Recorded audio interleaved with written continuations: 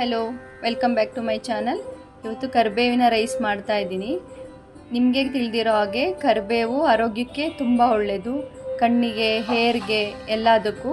ಒಂದು ಪ್ಯಾನ್ಗೆ 1 ಸ್ಪೂನ್ ಧನಿಯಾ, 2 ರಿಂದ 3 ಸ್ಪೂನು ಕಡಲೆಬೇಳೆ, 2 ಸ್ಪೂನು ಉದ್ದಿನಬೇಳೆ,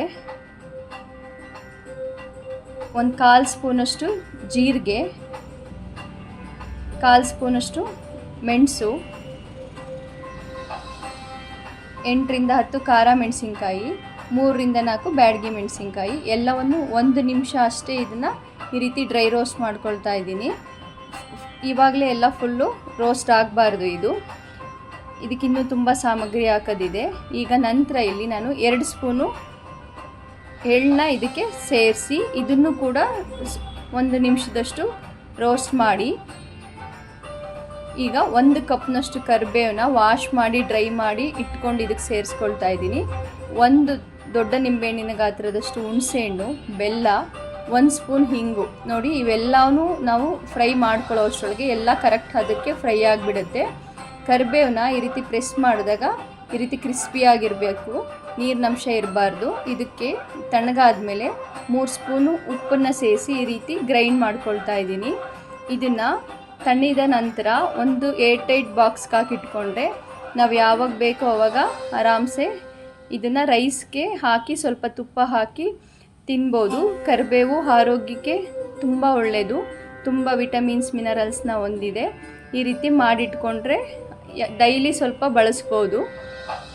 ನಂತರ ಒಂದು ಪ್ಯಾನ್ಗೆ 2 ರಿಂದ 3 ಸ್ಪೂನ್ ಆಯಿಲ್ಲು, ಸಾಸಿವೆ, ಉದ್ದಿನಬೇಳೆ, ಕಡಲೆಬೇಳೆ, ಒಣಮೆಣಸಿನ್ಕಾಯಿ, ಸ್ವಲ್ಪ ಹಿಂಗು, ಕರಿಬೇವು ಎಲ್ಲವನ್ನು ಹಾಕಿ ಚೆನ್ನಾಗಿ ಫ್ರೈ ಮಾಡಿಕೊಂಡು, ನಾನು 1.5 ಗ್ಲಾಸ್ನಷ್ಟು ರೈಸ್ನ ಮೊದಲೇ ಮಾಡಿ ಇಟ್ಕೊಂಡಿದ್ದೆ, ಅದನ್ನು ಇವಾಗ ಇದಕ್ಕೆ ಸೇರಿಸ್ಕೊಳ್ತಾ ಇದ್ದೀನಿ. ಈ ಕರಿಬೇವಿನ ರೈಸ್ನ ನೈಟ್ ಏನಾದರೂ ರೈಸ್ ಮಿಕ್ಕಿದ್ರೂ ಕೂಡ ಆರಾಮ್ಸೆ ನಾವು ಮಾಡ್ಕೋಬೋದು, ತುಂಬ ರುಚಿಕರವಾಗಿರುತ್ತೆ.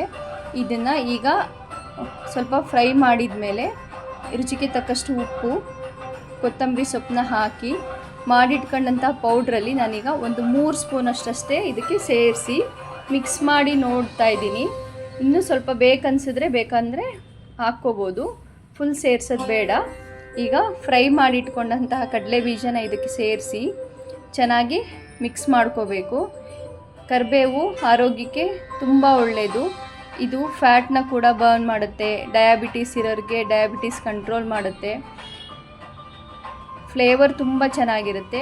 ಯಾಕೋ ಸ್ವಲ್ಪ ಸಪ್ಪೆ ಅನ್ನಿಸ್ತು. ಉಪ್ಪು ಮತ್ತು ಇನ್ನೊಂದು ಸ್ಪೂನ್ ಪೌಡ್ರನ್ನ ಸೇರಿಸಿ 1 ಸ್ಪೂನ್ ತುಪ್ಪ ಹಾಕಿ ನೀಟಾಗಿ ಮಿಕ್ಸ್ ಮಾಡಿದ್ರೆ ಬಿಸಿ ಬಿಸಿ ಕರಿಬೇವಿನ ರೈಸ್ ರೆಡಿಯಾಗುತ್ತೆ.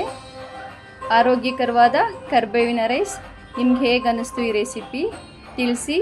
ಖಂಡಿತ ಪ್ರಯತ್ನ ಮಾಡಿ. ನಿಮಗೆ ರೆಸಿಪಿ ಇಷ್ಟ ಆದರೆ ನಮ್ಮ ಚಾನಲ್ ಸಬ್ಸ್ಕ್ರೈಬ್ ಮಾಡಿ. ಮತ್ತೆ ಸಿಗುವ. ಬಾಯ್.